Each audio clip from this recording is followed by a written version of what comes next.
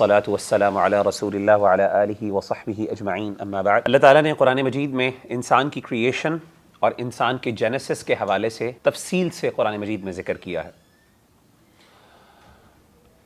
یعنی قرآن مجید کی تعلیمات کو اگر آپ اکٹھا کریں اور جو آیات ہیں ان کو اپنے سامنے رکھیں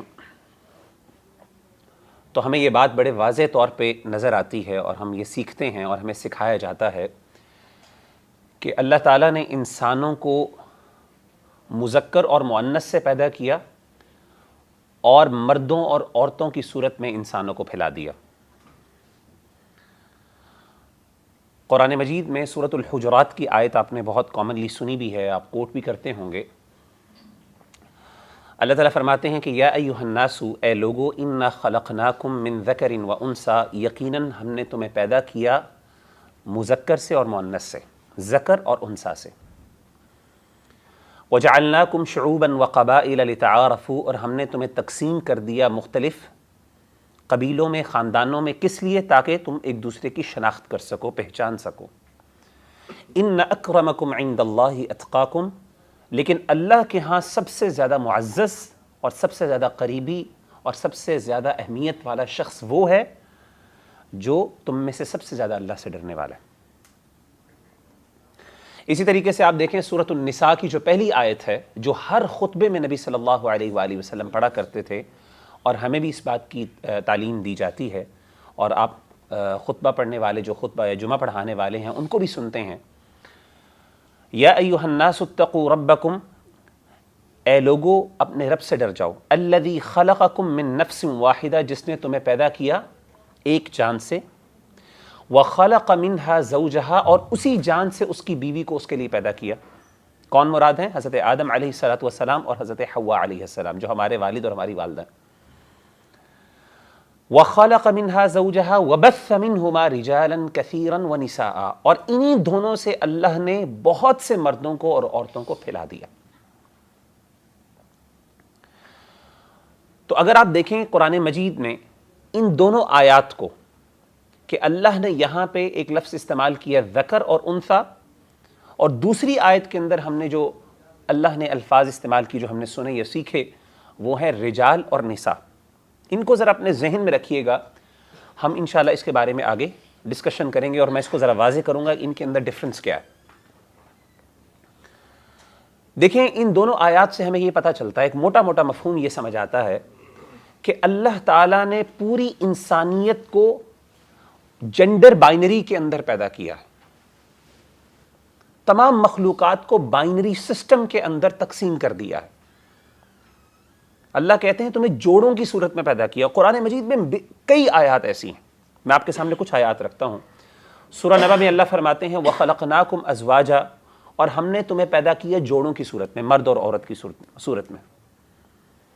اسی طریقے سے سورہ نحل میں دیکھیں اللہ فرماتے ہیں وَاللَّهُ جَعَلَ لَكُم مِّنْ أَنفُسِكُمْ أَزْوَاجًا، اللہ تعالیٰ وہ اللہ جس نے تمہیں پیدا کیا تمہارے لیے تمہاری جانوں سے جوڑے۔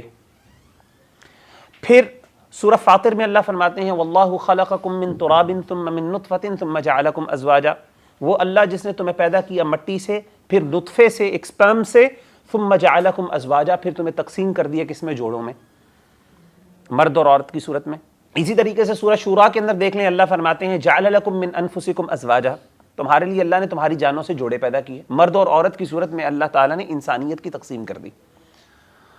اور اسی چیز کو نبی صلی اللہ علیہ وآلہ وسلم نے اپنی حدیث میں اپنے الفاظ کے اندر سولیڈیفائی کیا اور واضح کر دیا۔ آپ نے فرمایا انما النساء شقائق الرجال، کہ عورتیں مردوں کے کمپلیمنٹری پارٹس ہیں۔ شق کہتے ہیں ایک حصے کو، ایسا حصہ کہ اگر وہ اپنی باڈی سے جدا ہو جائے تو وہ پھر کمپلیٹ نہیں رہتی باڈی۔ تو شقائق کہتے ہیں حصے، مرد عورت کا حصہ، یعنی انسانیت کے دو حصے ہیں، ایک مرد ہے اور ایک عورت ہے۔ اگر آپ انسانیت کی بات کرتے ہیں تو انسانوں کو یا تو آپ کو انسانوں کو یعنی انسانیت کو آپ کو مردوں اور عورتوں میں تقسیم کرنا پڑتا ہے۔ نبی صلی اللہ علیہ وآلہ وسلم کی اس حدیث کے مطابق انسانیت اصل میں مرد اور عورت کا نام ہے، یا مرد ہے اور عورت۔ ان دو چیزوں کے اندر انسانوں کو اللہ نے تقسیم کیا، اور بہت سی آیات بھی ہیں، احادیث بھی ہیں، آپ گو آن کرتے رہیں، آپ یعنی تھورلی اگر آپ سٹڈی کریں تو آپ کو یہ ہر جگہ بائنری سسٹم نظر آتا ہے, بائنری اپوزٹس نظر آتے ہیں. بائنری کہتے ہیں کہ یعنی مرد اور عورت, اپوزٹس, ڈسٹنکٹ دو انڈیویجولز نظر آتے ہیں جن کے ذریعے اللہ نے انسانیت کو پیدا بھی کیا اور انسانیت کو پھیلایا. اس سے یہ بات بہت واضح ہو جاتی ہے کہ ہمارے دین میں جنڈر نیوٹرالٹی کا کوئی کانسیپٹ نہیں ہے. جنڈر نیوٹرالٹی کیا ہے کہ میں اپنے آپ کو نہ میں اپنے آپ کو مرد کہوں گا نہ عورت کہوں گا. کیوں؟ کیونکہ اللہ نے انسانوں کو یا مرد یا عورت بنایا, اور پوری دنیا کے اندر اللہ نے جو انسانوں کو پھیلایا ہے وہ مرد اور عورت کی صورت میں پھیلایا ہے, جنڈر نیوٹرل کی صورت میں کہیں بھی نہیں اللہ نے پھیلایا. ہمارا دین ہمیں یہ بتاتا ہے. اب جو بندہ اپنے آپ کو جنڈر نیوٹرل کہتا ہے, انسانوں کے اندر تو مرد اور عورت ہیں, جو اپنے آپ کو جنڈر نیوٹرل کہتا ہے, اب معذرت کے ساتھ اب وہ کدھر شمار ہوگا یہ ایک الگ بات.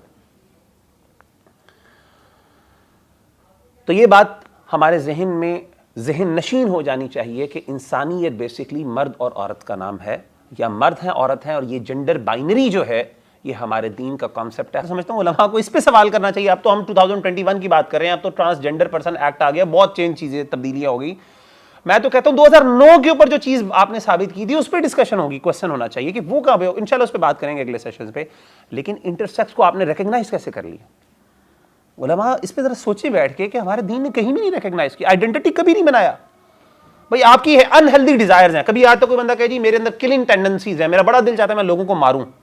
آپ نے کبھی آج تک اپنی آئیڈینٹی بنا لی کہ میں مرڈرر ہوں؟ آپ چاہیں گے کہ میں اپنے آپ کو اس کی طرح کروں؟ تو اپنی فیلنگز کی بنیاد پہ کبھی بھی آج تک اپنی آئیڈینٹی کو ڈیفائن نہیں کیا جاتا. یہ شریعت اجازت نہیں دیتی, آپ کی آئیڈینٹی آپ کے اختیار میں نہیں. ہمارے دین نے کبھی بھی ہمیں اس بات کا اختیار نہیں دیا کہ ہم اپنی فیلنگز کی بنیاد پر اپنی آئیڈینٹی کو ڈیفائن کر سکیں, اپنی آئیڈینٹی بنا سکیں. اللہ تعالیٰ نے قرآن مجید کے اندر مسلمانوں کو ایک آئیڈینٹی دے دی, اور وہی مسلمانوں کی ایک ہی آئیڈینٹی ہے. آپ کو پتہ ہے کہ حضرت عیسیٰ علیہ السلام کی جب پیدائش ہوئی, حضرت مریم علیہ السلام کے بارے میں لوگوں نے کیا کہنا شروع کیا؟ یا اخت ہارون ما کان ابوک امرأ سوء وما کانت امک بغیہ, کہ ہارون کی بہن, نہ تو تیرا کوئی باپ برا آدمی نہ تھا, نہ تیری کوئی ماں کوئی باغی عورت تھی. گندی عورت نہیں تھی, اچھی پاک باز لوگ تھے, آپ کی فیملی بڑی اچھی تھی.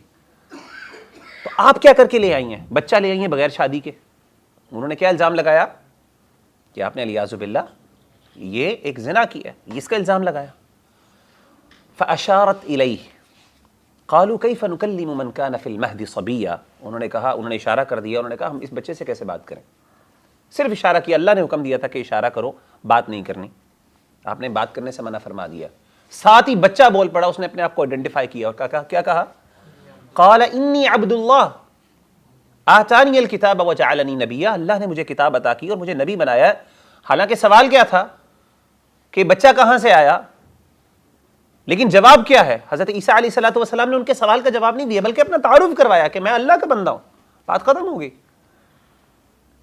آپ اپنی مرضی سے اپنی آئیڈینٹیز نہیں بنا سکتے, بلکہ اسی لیے میں بتاؤں آپ کو, نبی صلی اللہ علیہ وآلہ وسلم نے لعنت فرمائی ایسے شخص کے اوپر جس کو اللہ نے مذکر پیدا کیا لیکن وہ مؤنث ایکٹ کرنے کی کوشش کرتا ہے, ولفلی. آگے میں بات کروں گا. اور اللہ کی لعنت ہے اس شخص کے اوپر, ایسی عورت کے اوپر جس کو اللہ نے فیمیل پیدا کیا لیکن وہ مرد کی طرح ایکٹ کرتی ہے, مرد کی طرح کپڑے پہنتی ہے. حدیث میں آتا ہے, نبی صلی اللہ علیہ وآلہ وسلم نے فرمایا لعن اللہ المخنثین من الرجال, یہاں سے ورڈ ہے مخنث اصل میں, کہ اللہ کی لعنت ہے ایسے مردوں کے اوپر جو عورتوں کی طرح ایکٹ کرتے ہیں, کپڑے پہنتے ہیں, ان کے ذرا اٹائر کے اندر جاتے ہیں, جن کو ہم ڈریگ کوئنز بھی کہتے ہیں آج کل, خیر سے. اور اسی طریقے سے والمترجلات من النساء, اور عورتوں میں سے وہ جو کہ مرد بننے کی کوشش کرتی ہیں, مرد ایکٹ کرتی ہیں یا ان کی طرح بیہیویئر اڈاپٹ کرتی ہیں, اللہ کی ان پہ لعنت ہے. اور نبی صلی اللہ علیہ وسلم نے فرمایا ان کو اپنے گھروں سے نکال دو, ان کو اپنے علاقوں سے نکال دو, ان کو جلا وطن کر دو. they should not even live in your societies because they create فساد, جس طریقے سے آج کل اللہ معاف کرے فساد پھیلا. لیکن یاد رکھیے گا یہ ان لوگوں کے لیے جو ولفلی کرتے ہیں. کچھ ایسے بھی ہوتے ہیں کلچرل انفلوئنسز کی وجہ سے, یاد رکھیے گا کلچر کا انفلوئنس بالکل ہوتا ہے. میں یہ نہیں کہتا اس پوری ڈسکشن میں یہ سمجھیے نا کہ کلچر کا انسان کے جنڈر کے اوپر کوئی اثر نہیں ہوتا, بالکل ہوتا ہے. کچھ لوگ زیادہ مرد ہوتے ہیں, مردانگی کہتے ہیں, مردانگی رجولیت ان میں بہت ہوتی ہے. کچھ کے اندر ذرا جو ہے نا زنانہ ٹینڈنسیز زیادہ ہوتی ہیں, ڈیفینیٹلی ہوتی ہیں کلچر کی وجہ سے. اس کے ملٹیپل ریزنز ہوتے ہیں, وہ ایک پورا الگ سیشن ہوگا انشاءاللہ, اگر موقع ملا ڈسکشن کر سکتے ہیں کہ کیا کیا فیکٹرز ہوتے ہیں جس کی وجہ سے انسان کے جنڈر پہ ڈفرینس انفلوئنسز ہوتے ہیں. ہماری شریعت اس کو ایکنالج کرتی ہے. مسئلہ کہاں پہ ہوتا ہے؟ جہاں پہ اس طرح کی کوئی ٹینڈنسی ایگزسٹ نہیں کرتی, بس just because you feel that way you try to act that way, یہاں پہ پرابلم ہوتی ہے. اسی لیے امام نووی رحمہ اللہ تعالیٰ نے بیان کیا, انہوں نے کہا مخنث کی دو قسمیں, کچھ ایسے مخنث ہیں جو جان بوجھ کے کرتے ہیں, جو ولفلی کرتے ہیں, اور کچھ ایسے ہیں جن کے اختیار میں نہیں ہوتا. آپ دیکھیں گے بہت سے ایسے لوگ ہیں, دو ہوتے میل ہیں, پراپر میل باڈیز ہوتی ہیں, سب کچھ ہے, they even try to act as males, لیکن ان سے ہوتا نہیں ہے. ان کے اندر فیمنن زنانہ صلاحیتیں ہوتی ہیں, بہت ایکسیپشن کم ہوتے ہیں لوگ, لیکن آپ کو کچھ لوگ مل جاتے ہیں, ان کی چال میں ایسا ہوتا ہے, آواز بعض اوقات ایسی نہیں ہوتی, آواز میں مردانگی اتنی زیادہ نہیں ہوتی, یا ان کے بات کرنے کا سٹائل, ان کے ایکسپریشنز فیمنن زیادہ ہوتے ہیں, جس کی وجہ سے بیچاروں کو تکلیف بھی دی جاتی ہے, بلی بھی کیا جاتا ہے. ایسے لوگوں کے اوپر ایسی زیادہ, یہ ہمارے دین نے ان کو پروٹیکٹ کیا ہے. ہمارے دین نے انٹرسیکس جو انٹرسیکس ہیں ان کو بھی پروٹیکٹ کیا, اور ایسے جن کے پاس اختیار نہیں ہے لیکن جو جان بوجھ کے کرتے ہیں, جیسے ڈریگ کوئنز کا پورا اللہ معاف کرے ایک پورا تصور موجود ہے, اور ویسٹ کے اندر اس چیز کو باقاعدہ پروموٹ کیا جاتا ہے ایسی چیزوں کو, ایسے لوگوں کے اوپر اللہ کی لعنت. ہمارا دین بڑا کلیئر ہے یار, آپ حدیثیں پڑھ کے دیکھیں, اس پر ایک نہیں کئی حدیثیں پڑھیں, علماء کے فتوے بڑے پڑھیں. یہ بحث ہونی نہیں چاہیے ہمارے درمیان میں کہ یہ ہونا چاہیے کہ نہیں ہونا چاہیے, یہ ایکٹ کے مسئلے کیا, ہمارے دین تو بڑا کلیئر ہے.